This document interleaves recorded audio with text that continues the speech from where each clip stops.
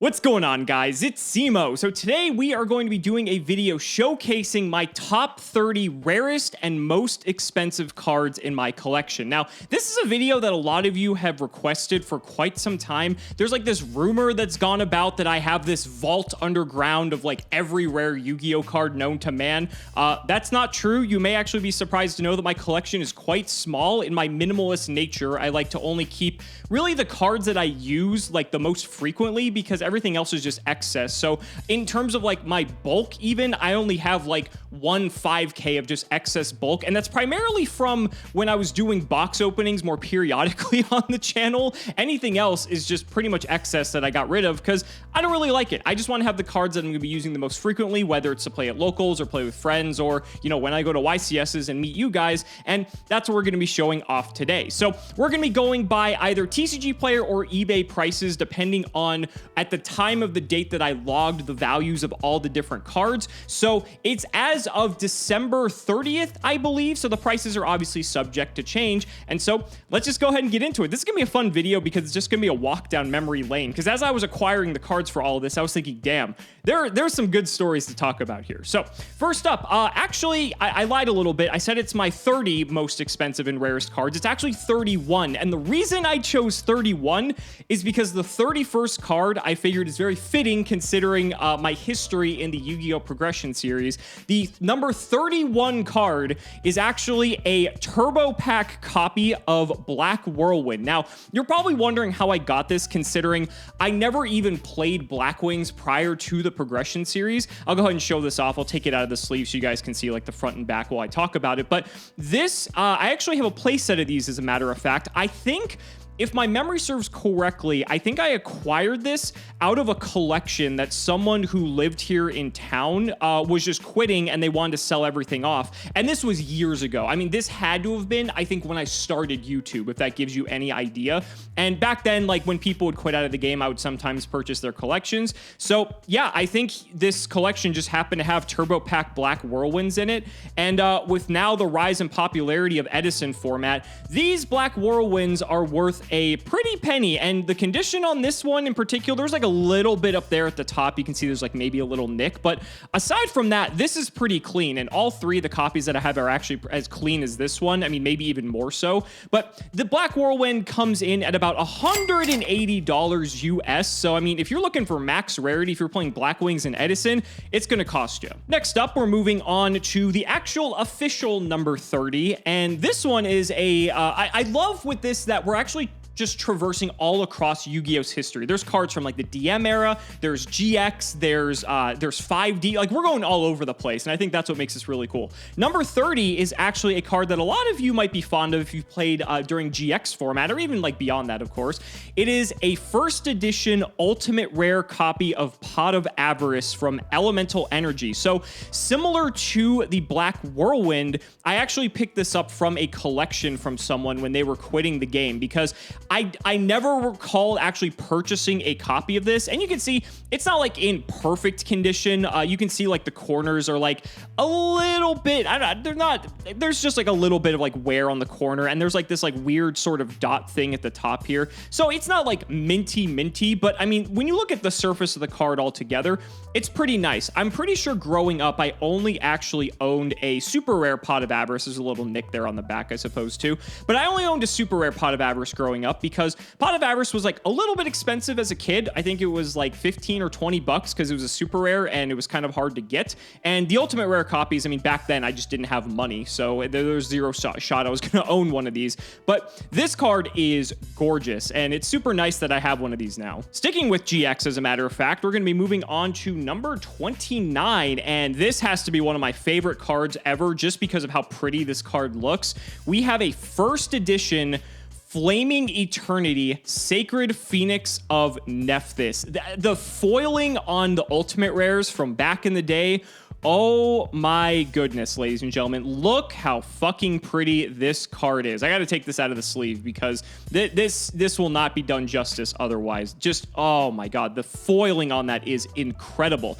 I actually believe I picked this one up from Mr. Ruxin34, as a matter of fact. I think he acquired it in a collection a while ago, and I managed to snipe it off of him just because I'd always wanted one of these as a kid. It's not like the particularly a good card. Like, you may have seen this back in the day when people just tried to spam with it. And obviously when you read its effect, it's basically Heavy Storm. It seemed crazy. But as a kid, I always wanted one of these in Ultimate Rare just because I thought it was so fucking pretty. And it was one thing that I just never got around to actually buying. And so when I saw that, for how good of condition this is, again, I mean, this your classic scuffing on the back of Flaming Eternity. What else is new? But when you look at the condition of this, there's like maybe a slight little like piece of edge wear there at the top, but this is pristine, and this has to be one of my favorite Ultimate Rares. A lot of you may know Ultimate Rare is my favorite rarity, and it's been very funny because everything we've shown, well, we've only shown like 3 cards so far. A lot of these are going to be Ultimate Rares, if that comes as no surprise to you. This card is just gorgeous. Taking a detour though from Ultimate Rares, we're going to be moving on to good old Turbo Pack, as a matter of fact. Actually, back to Turbo Pack, because Black Whirlwind was Turbo Pack too. And this is a card I'm super happy to own. This is a Turbo Pack copy of Foolish Burial. I remember picking this up way back. I think it was pre-Duelist Alliance format. I think it's when we knew that Shaddoll and Burning Abyss were going to be like some of the best contenders of the format. And so I wanted to make sure that I had a holo copy of this. I actually just remembered, I'm not even discussing the prices of some of these cards. Let me quickly go back. So I'm getting lost in the nostalgia. The Pot of Avarice Ultimate Rare goes for about $200 US. And the Sacred Phoenix of Nephthys goes for also about $200 US. So those are about the same price. But this Turbo Pack Foolish Burial, I'm going to say the price now before I forget. These go for about $200 US as well. But I remember getting this pre-DUEA format just because I really wanted to have it. And it's just such a gorgeous card. I mean, Foolish Burial is just such a useful card in so many different decks. And when I picked this up, I must have picked this up back in the day for like $40, because this is before like all these cards really started to tremendously spike in price. I have like a little bit of like dust there. Let me try to get that off quickly. That one's not coming off as much, but that one did. But just an absolutely gorgeous card. I mean, it's so simple in terms of the foiling, but just a phenomenal card to own. And this card's gotten plenty of use in so many different decks. The last few cards were all $200, which is kind of funny. That's how that worked out. And I'll remember to actually say the prices this time. So next up, we're moving up the chain a little bit here. And we're going back to Ultimate Rares, no surprise. We have an Ultimate Rare from Astral Pack, as a matter of fact. This is a Ultimate Rare Pot of Duality. This is a gorgeous card. And again, I really like picking up cards in higher rarity that are going to be useful in multiple decks. And so like the pots especially, or like the Foolish Burial, I mean, anything like that I can possibly use in multiple decks, I feel like you're really going to have value in the long run, especially if it's high rarity, because it's always going to maintain value for that reason. But Ultimate Rare Pot of Duality, look how gorgeous that is in Ultimate Rare. The Secret Rares of Pot of Duality also look phenomenal, but I'm a sucker for Ultimate Rares. And so this card is, oh, just look at that. That's so pristine. That's so clean. Let's see, look at the back here. The back looks pretty clean too. I mean, this is a newer card, so it's less likely to just see the wear like some of the older cards do. But man, that's just gorgeous. So Pot of Duality Ultimate Rare actually clocks in at $205 US. So a little bit more than the others, but not by much. That does it for the good old Pot of Duality. Let's go ahead and move on to another Ultimate Rare from a Astral Pack, I believe. And yes, it is, as a matter of fact. This is Ultimate Rare Tour Guide from the Underworld. This is from my small stint of playability when I played BA during the Duelist Alliance format. And of course, you had to have the Ulti Tour Guide. Ulti Tour Guide, I don't remember if Ulti Tour Guide was out back then, or if it was, I just didn't have it. Was it Astral? It had to be out. This is Astral Pack. I had Secret First copies of this from Extreme Victory, I think is the set that this initially debuted in. And then I remember I finally upgraded to a copy. I think it got limited, and then that's when I picked up like my Ultimate Rare one, because I didn't want to buy 3 ultis because I think they were still extraordinarily expensive. But Tour Guide's just a classic. Anyone who's played any BA or any deck that this requires, especially like there are retro formats too that actually take advantage of Tour Guide as well, which I think helps with the price. But obviously it's for all you BA lovers out there. Just a fantastic card. I will say the Secret Rare, again, similar to like Pot of Duality, actually does fight for space with this card, but I'm a sucker for ultimate rares, man. What else can you say? This card clocks in at about $205 as well, similar to the Potted Duality. So it looks like those Astral Pack ultis, the ones that are in demand anyway, are sort of hovering around that price point. Man, that card looks so nice. All right, so moving on, we have our next one, and we're gonna go back to not Turbo Pack, but Champion Pack, as a matter of fact.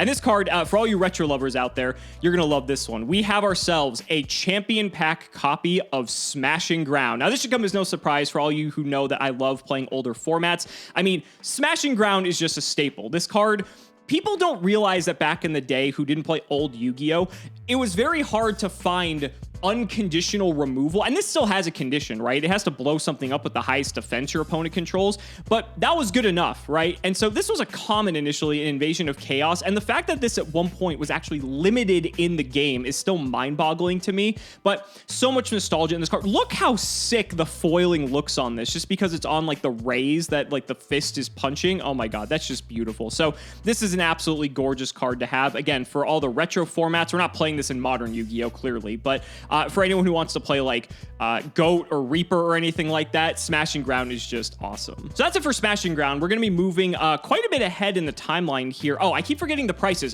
So Champion Pack Smashing Ground comes in about $210, especially if you want a pristine copy like this. I mean, this copy is nearly flawless. This is gorgeous. So 210 for the Smashing Ground. Let's go ahead and move on to very far ahead into the timeline, but I love this card to pieces. This may be one of my favorite ultimate rares ever. This card is gorgeous. This is a first edition ultimate rare copy of Forbidden Chalice. Let's get this out of the sleeve because the sleeve's a little bit dirty, probably from like the last time I actually played this card.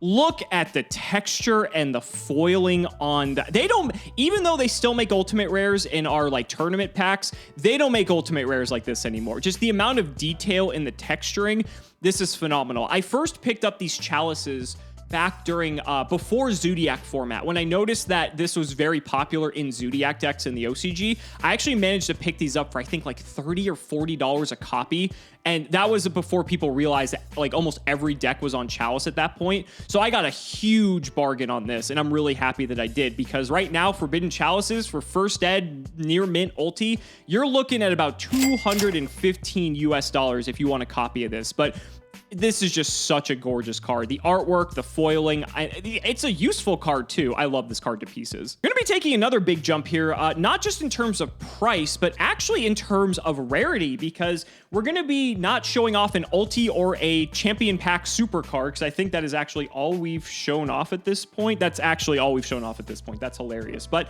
we're gonna be moving on to a new rarity in Starlight Rare, and a lot of you are Starlight fans. I've actually come around to Starlight Rares. I think they are quite gorgeous.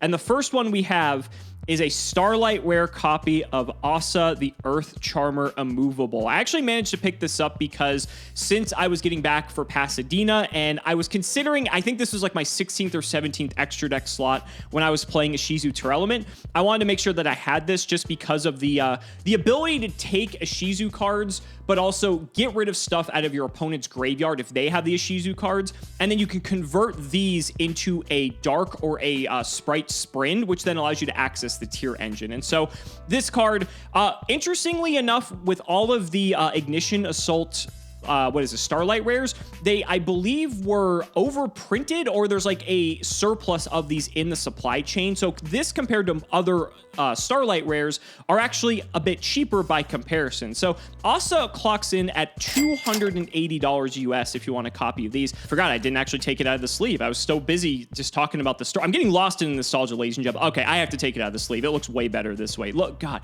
the foiling on this is immaculate. I can't believe how pretty these cards look. And they continue, even though like the quality themselves is like kind of that foiling is just gorgeous. So let's go ahead and move on.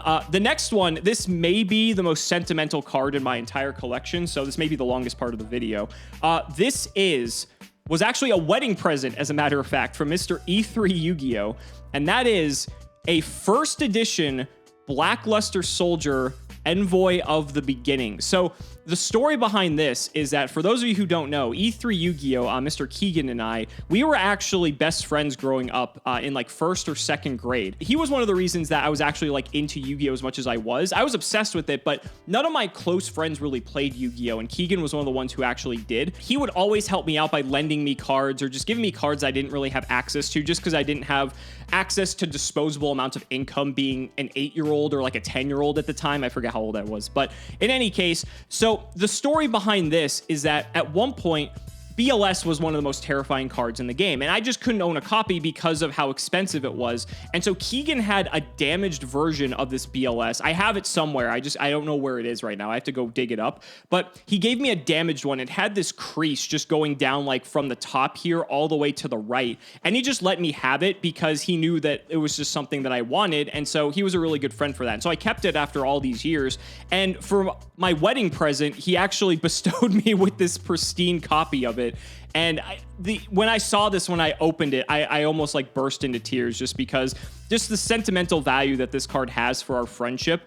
It's incredible. And I never thought I was going to own anything other than like that version of the card. I think I may have had just like I think it came in like gold rare or like secret rare, like a legendary collection. Because I think I played with it back when Shadal's or like BA. I think I had it in there just like splashed in because it worked with the synergy.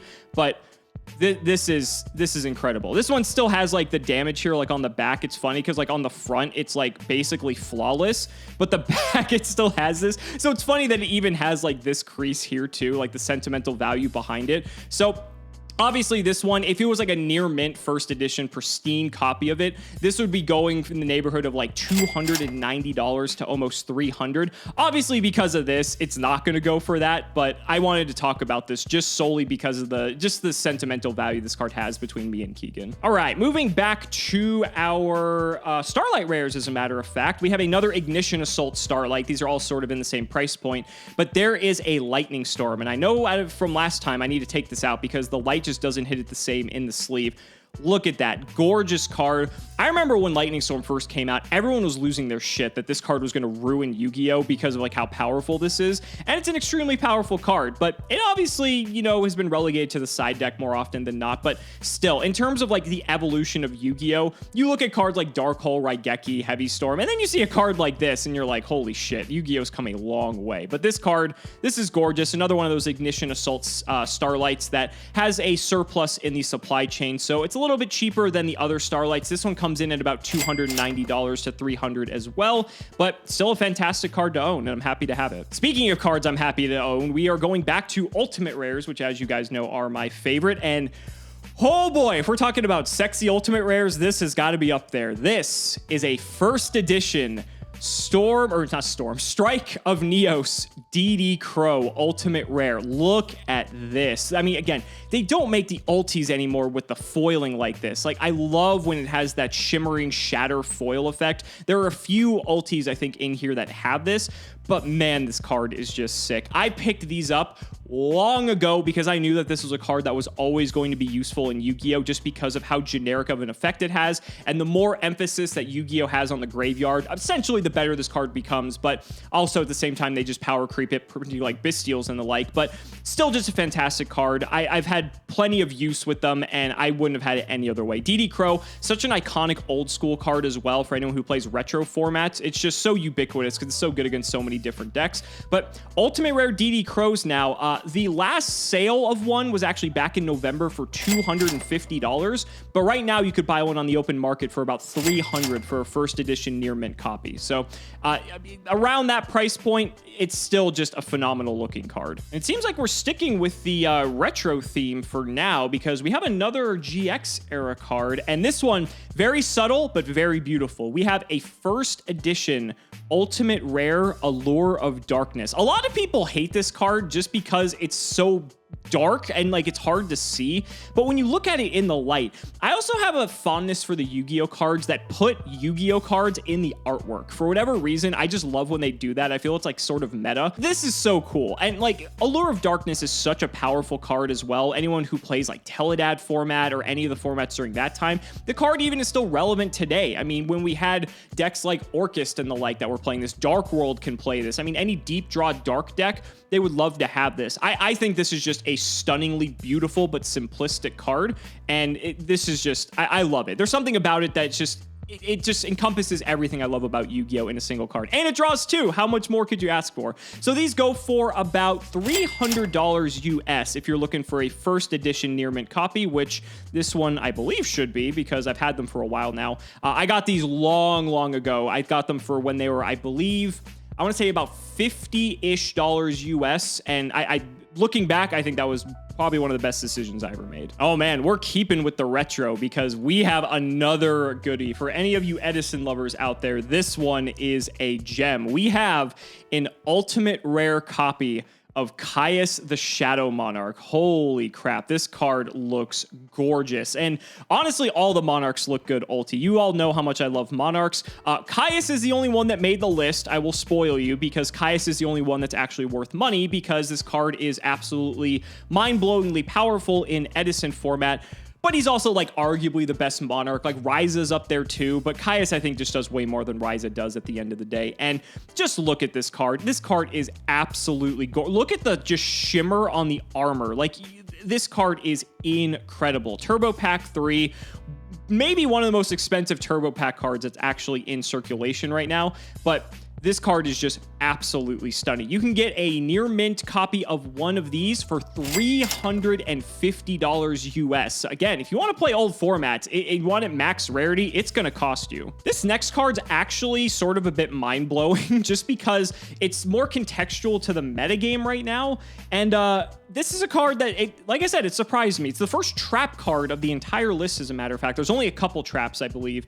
And it is Deck Devastation Virus, first edition ultimate rare from Flaming Eternity. So this is obviously quite useful for multiple reasons. There's several decks that can play this, and while it's only good against several decks, obviously, it's still an incredibly powerful card that does dip in and out of side decks depending on the format and depending on if dark monsters are universally available enough that you can side deck this and it will win you the game. But again, if we're talking about texturing on the ultimate rares, this card is just stunning. And I'm shocked that this card apparently clocks in at $375 if you wanted to pick one up today. One that was light play first edition sold recently for about $250, but you can't find that price anymore on the open market, at least at the time of me finding the prices.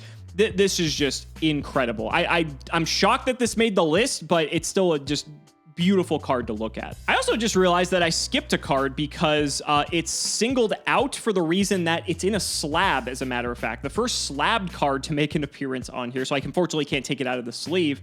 But this is a United We Stand blue from the giveaway that Konami did during COVID. So there are only like 300 of these supposedly in circulation. I think it might be per region, so there might be 300 US, then 300 in Europe potentially. I forget like what the final numbers were on this, but initially they said there was 300, but then I think they did the giveaway in multiple regions, so that sort of changed the math on things. So United We Stand, this card, this is the only card I own that's graded. So aside from like one or two other special ones that were given to me as gifts, this is the only card I've ever actually graded myself, just because I just thought this one was special just because of the context of like COVID and everything like that. This is just, it's a very rare version of this card that I felt I wanted to slab because I didn't want to just keep it in a regular sleeve, but it's just a gorgeous looking card. And these go for about $350 US currently for a card that there's not many copies of out in the open market. It's just really pretty. Trying to get that blue text there so you can, there we go. Now you can see it. So yeah, the blue just wording for the United We Stand there. You can sort of see it there. We're getting some glare, but that's it right there. So that is the blue United We Stand. All right, going back to non-slabbed cards, we have another Starlight, as a matter of fact, and I think this one is probably maybe one of the best Starlight Rares ever printed, at least in terms of monsters. And that is, it's actually still double sleeved because I never took it out from when we played it at YCS Pasadena. The Dark Charmer Gloomy. Let me see if I can get this out of here because we all know how much prettier these look when they're not sleeved up. This has to be one of the best Link 2 monsters ever printed just because of how universally applicable it is. Obviously, we had Asa earlier, but Dark is so cool. I love Dark to pieces, and there's so many just powerful Dark monsters in the game. This card is basically always going to be relevant. Again, there are better Link 2s that are like on the ban list, but this card is just so powerful, and I love how generically accessible it is. It's just a fantastic card to have. Copies of Dark for first edition of the Gloomy go for about $400 US. So definitely a huge jump up from the Asa, but Dark is way better by comparison, so I think that price is justified. Go ahead and put Dark away here, and let's get into our next card, which I think is the final trap card of the list, as a matter of fact. And this one, for all you old school lovers out there,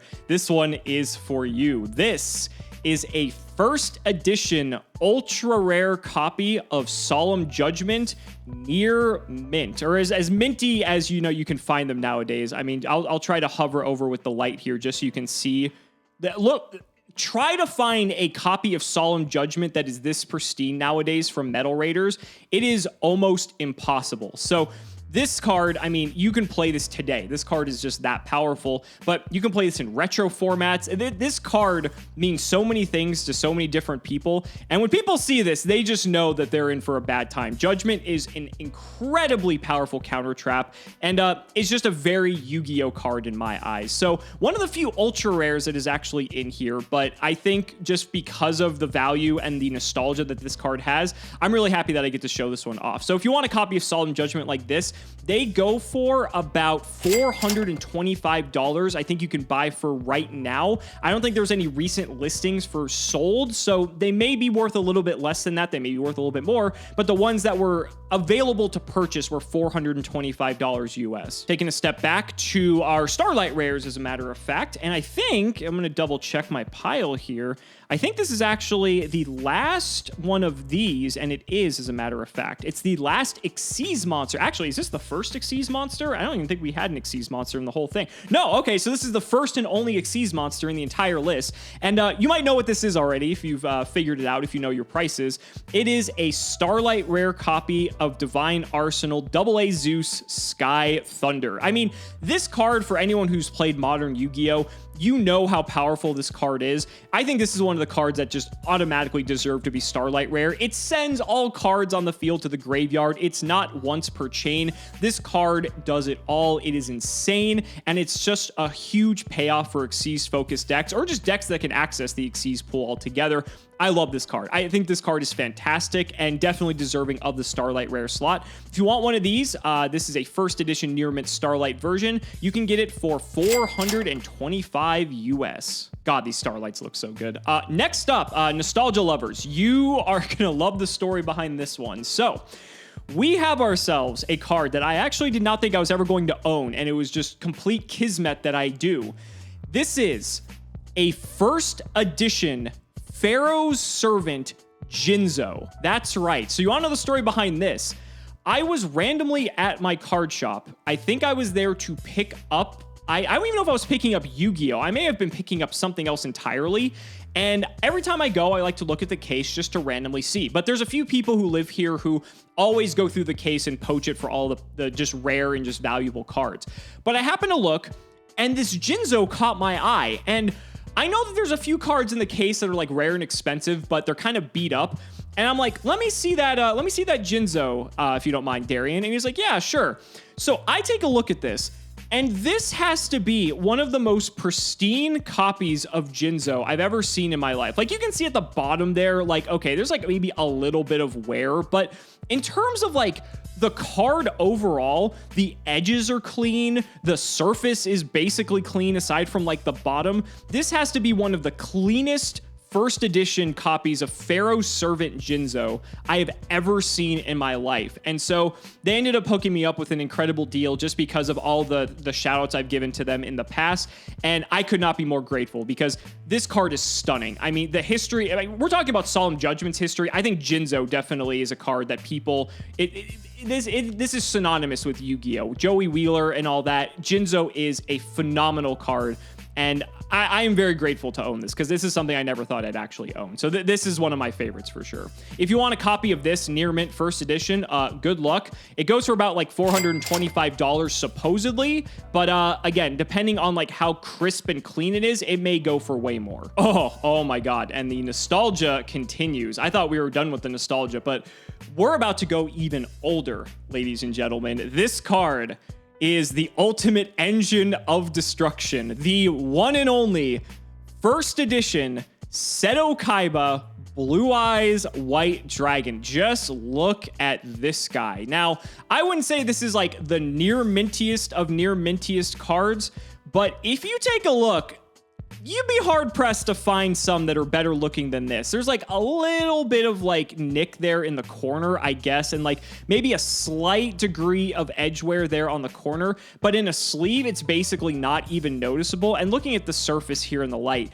this card is fucking clean. And this is like OG Blue Eyes we're talking about. I mean, there's only like a few other Blue Eyes that like are the most highly coveted by collectors. There's the DDS, which I don't own currently, and honestly, like that's perfectly fine. Maybe I'll get one eventually. The back's a bit, it's not like the best, but I mean, it's not like damaged or anything like that, right? I mean, old cards, this is just gonna happen. Blue Eyes White Dragon, one of my favorite cards of all time, one of the most nostalgic. I mean, we're talking about Jinzo. Blue Eyes is one of the faces of Yu-Gi-Oh! And so this card, if you want it like first edition near mint like this with the original art from Starter Deck Kaiba, you're looking at almost $500. What I was seeing online is about $475 to $480. But man, this card is gorgeous. I've had this one for a long time and I've tried to take good care of it. And the old cards actually continue. There's no surprise, honestly. Like all the oldest cards probably should be at the top of this video here. I stopped counting numbers, honestly, because there's just like no point. We're just like on a nostalgia trip at this point. But in any case, our next card, this is, let's see how many cards we have left. We have 1, 2, 3, 4, 5, 6, 7, 8, 9. Okay, so Blue Eyes is number 10, as a matter of fact. So we're officially in the top 10. So number 9, we have another old school card, not as old as Starter Deck. Actually, yeah, not as old as Starter Deck Kaiba, but only a couple sets later, as a matter of fact, in its original print, but this is the highest rarity version of it. We have a champion pack version of Magician of Faith, one of the most highly coveted versions of this card for all of the GOAT players, all of the Reaper players, anyone who plays this card in any old format. This has to be one of the cleanest looking Magician of Faiths I have ever seen in my life, and I am super grateful for this one. I'm pretty sure Pack, as a matter of fact, hooked me up with this one, and this is just an absolutely stunning card. I mean, look at this. This card is just gorgeous. If you want one of these, you're looking at about $500 US, and that's a lot of money, honestly, just to be able to add back a spell card from your graveyard to your hand at flip effect speed. But all the GOAT players out there, they love it. Just a gorgeous card. We're moving on now to another Ultimate Rare, and I believe, is this the last? No, this is not the last Ultimate Rare, not by far. We still have a few to go. So next up is, for all you 5Ds lovers out there, there's some good stuff coming for you, and this is one of them. This is a first edition Ultimate Rare Stardust Dragon. Now, I know a lot of people immediately in the comments who know me are going to be like, oh, where's the Ghost Rare? I hate Ghost Rares, and you guys can fight in the comments over that. I don't care. To me, Ultimate Rare is just so much better.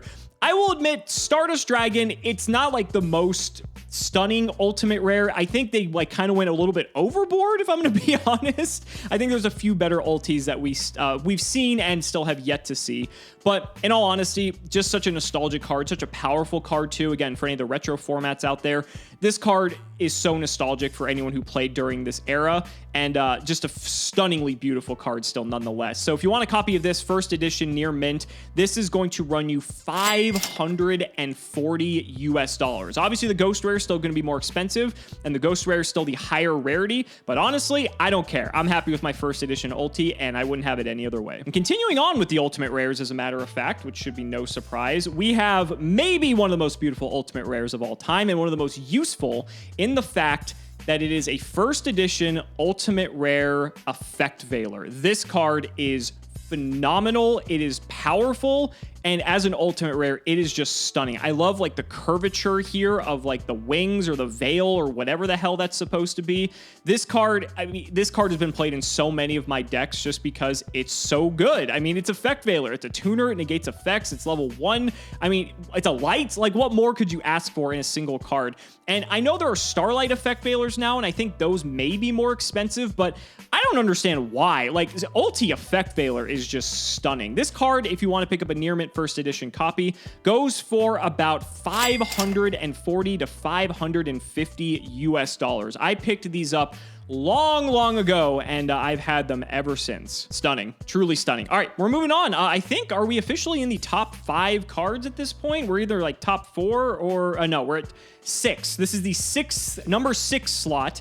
And going back to Starlight Rare, as a matter of fact, and it shouldn't be a surprise with this Starlight Rare, it is a Starlight Pot of Prosperity. This card is just so universally good in so many different decks. Again, like I said before, having access to all the pots or all the generic like spells in Starlight Rare, I think is actually just a nice investment, just because they're going to be useful in so many different strategies that you'll actually not only get to use them quite often, but you'll also just maintain the value for the most part because of the fact that these are just so rare in their Starlight printing. But Pot of Prosperity, beautiful card, beautiful Starlight. Happy to have it. These go for about $630 US if you want a first edition Starlight version of this. Taking a step back though, and finally entering the top 5 of my collection here, we have one card that I actually just acquired relatively recently because I have been trying to get these for a long time, and we still don't have the full playset, but we will eventually get there. We will eventually get there. We have ourselves an ultimate rare first edition Cyber Dragon in English, because I mean, all these cards are English because I don't really like foreign cards, but Cyber Dragon in English is especially hard to find ulti first. If you actually look online, there's a lot of like other versions like Italian and German, and like if you want that, that's perfectly fine, but I just like having my English cards. This card is just stunning, and I want to own a playset of this one day eventually, and hopefully we will. This is about, I mean, it's pretty minty. There are like some weird things on this card. Like there's like, I think there's just like a couple like dirty marks here that could probably just get rubbed off. And there's like a little bit of edge wear like up there, as you can see. But for the most part, the surfaces of this is pretty clean. And I'm pretty sure the back is pretty clean as well. Just a fantastic card. I mean, again, Cyber Dragon's stamp on Yu-Gi-Oh's history as a whole is just so nostalgic. I'm trying to build some like retro decks, which is why I want these in like the highest rarity. And this card is just amazing. Again, another card I never thought I'd actually own, to be honest. So it's just awesome that I actually do get to hold one of these. So this card, if you want it, first edition near mint, the most recent one that sold was at the end of September, and it was light play. It was $630, but on the open market right now, the only ones that you can buy like right now are over $900. So I went with the $630 price tag just because that was like the most recent sale, and I tried to like go by that. But yeah, these Cyber Dragons are in high demand, especially if you want them to be pristine. God, just what an absolutely gorgeous card. Amazing. All right, that is it for number 5. We are now moving on to number 4, I believe. And this one, going back to, well, we're still in GX technically. Going back to 5Ds is what I meant to say. And another Signer Dragon, but I think this one looks a lot more stunning than the Stardust Dragon. It is an ultimate rare, first edition, Black Rose Dragon. Look how gorgeous this card is. So I actually owned a unlimited version of this, which is not worth nearly the same price. And then I believe Mr. Ruxin, once again, actually coming in clutch with me for this to help me get this card. And again, that shimmer effect, that is one of my favorite effects. But when you pair that with like the rose petal foiling, this card is just stunning. And again, I know a lot of people are partial to the Ghost Rare, and I will say, out of all the Ghost Rares in Yu-Gi-Oh, I think if there's one I would want to own, a first edition Black Rose Ghost is probably the only one I would probably settle for. But just look at this card. When you drop this card, you know, like your opponent's face, they know that the game is just about to get turned on its head because it's a board wipe. I mean, Black Rose is just a stunning card, especially in all rarities. Like, let's be honest, the artwork on it's just gorgeous altogether. But if you want a first edition near mint ulti Black Rose Dragon, it is going to run you $700. That is the most recent sale as of October of 2022. So this card's definitely up there for sure. All right, moving on along. And that was actually number 5. I was miscounting again because I have one other card off to the side here that wasn't in the pile that I was initially looking at. So Black Rose Dragon was number 5. I'm hopefully not numbering this in editing because that would be terrible. Number 4, this is the last Starlight rare of the video, and it is a Starlight Triple Tactics Talent. This is another one of those generic spell cards in Starlight that, like I said, because it's so universally powerful and depending on the format, it is just an incredibly powerful card to own.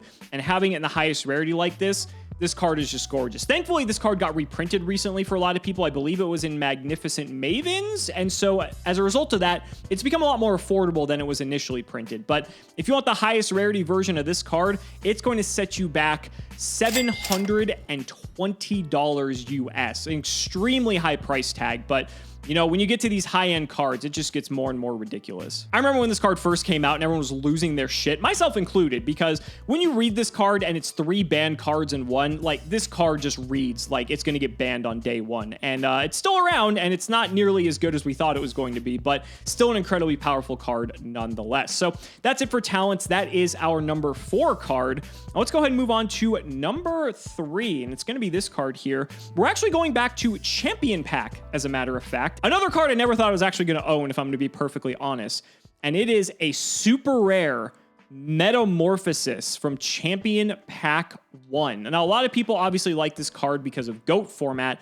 I also like this card for some of the other formats that are a little bit later, like Reaper format, like T-Hero, Destiny Hero Beatdown, like around that time, because meta, that was like the last point before meta was banned again, and you were able to use meta with like Destiny Hero Malicious to be able to go into like Ryu Senshi and shit. You could take like a Demok and meta it into a Cyber Twin Dragon. There was a lot of really neat shit you could do with Metamorphosis. And so again, as I'm trying to build some of these old retro decks and sort of try to acquire the cards in max rarity, this is a card that I just never thought I was going to own because of how rare it is. Oh, look how clean this copy is. So you guys can tell that I like to have my cards as like minty as I can find them. I don't really like to have like light play or medium play. This Metamorphosis, if you want to pick these up now, they go for about $750 US. And there have been multiple points where these peak over $1,000 and maybe even higher than that. So Metamorphosis, ladies and gentlemen, just a stunning old school retro card. This was a common in Pharaonic Guardian initially. I don't think anyone realized the impact that this card was going to have on the game. That does it for our meta. And so now we have to get into our number 2 card, which is actually another slab we had set to the side here. So it's slabbed differently because the United We Stand Blue was actually graded, but this one is just in a slab because it's in a slab. And it is a prize card, as a matter of fact. This is a super rare prize card, number 89, Diablosis, the Mind Hacker. Now, this card, funny enough, might actually start seeing a bit of play because of Kashtira, as a matter of fact, and actually has a bit of synergy with that deck. So maybe it'll push the price of this card a little bit higher. How I acquired this, I did not purchase this on my own will. Mr. John Moore, House of Champs, I believe, hosted a charity tournament it was a stream, I believe, years ago, and I ended up doing a thing with him where I was matching people's donations, and donations were going towards spins in the lottery. And so because I matched so many donations, I ended up getting a lot of the things that were in the raffle as a result.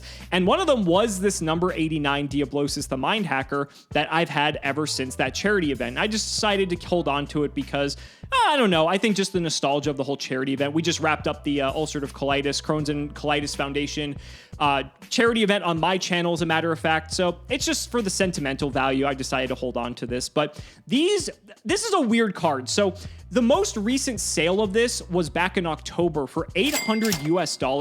But if you try to find one of these on like the open market, the only ones that are available are over like $2,000. So I went with the 800 because I figured that was actually an official sale that went through. Just a neat little card. I think this is the only prize card I've actually ever owned, and probably the only one I ever will own, to be honest, because I'm not planning on winning one anytime soon. But just a neat little card and a neat little piece of history for my Yu-Gi-Oh! YouTube career. That's it for that. And now we have the #1 card in my collection, the most expensive card that I own. And this has to be a meme. It's when I realized that this is what it was. This was hilarious. It's an ultimate rare, which I'm happy to announce that that's what it is. This is, if I can grab it because it's glued to my desk, an ultimate rare Astral Pack Max C. Yes, I actually do own a playset of Ultimax Cs that I picked up way back in the day when it was still legal. I think I picked up the playset for like $30 to $40 a copy. And now, for whatever reason, Ultimate Rare Max Cs are worth like $850. I don't know. I think it's just like hype. I think it's like the ban list that people think that, oh, this card's eventually going to come back. Beautiful looking Ultimate Rare, don't get me wrong, but like I wasn't expecting this of all things to be like the most expensive card that I own. And so this is just hilarious. Kind of deserved. Max C is fucking crazy. I mean, this card's like maybe one of the strongest cards ever printed in Yu-Gi-Oh! But yeah, it's also just happens to be the most expensive card that I own too. And it's pretty clean looking, I might say. I got to use them plenty before it ended up making its way onto the ban list, but I'm happy to have them. It's great too if I ever want to play like retro formats. I have these for those decks. I know people, that's one of the reasons this card is so expensive aside from the ban list, is that people just want to own this for like retro decks, because a lot of retro formats play Max C once it was printed. And it's just a piece of Yu-Gi-Oh! History for, you know, whether you like it or hate it, it's here. And I wanted to make sure that I had this because it's insane. Max C just has a place in Yu-Gi-Oh!'s history that pretty much no other card will, in all honesty. So I'm happy that this is the most expensive card that I own. And so there we go. So guys, that's going to wrap it up for my top 30 Yu-Gi-Oh! Card collection. I really hope you guys enjoyed this video. This might be a bit of a long one, but if you did, be sure to like the video, subscribe as always. Thank you so much for watching, and we will see you next time.